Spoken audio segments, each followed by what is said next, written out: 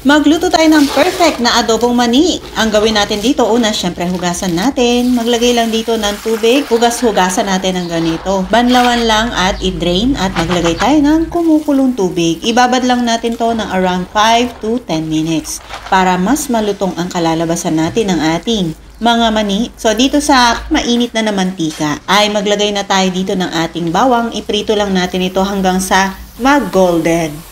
Huwag na nating hintayin mag-brown yan para naman hindi yan pumait at masunog. Isunod na natin itong hinugasan nating mga mani. Halu-haluin natin. So, ang heat pala natin dito ay medium-low heat lang. Hindi kailangang malakas na apoy para maiwasan natin yung pagkasunog or pagkasunog ng labas na parte ng ating mani. Prituhin lang to around 15 to 18 minutes itong 1 kilo at i-drain lang natin, lagyan natin ng asin, haluin at idagdag na natin itong ating crispy bawang.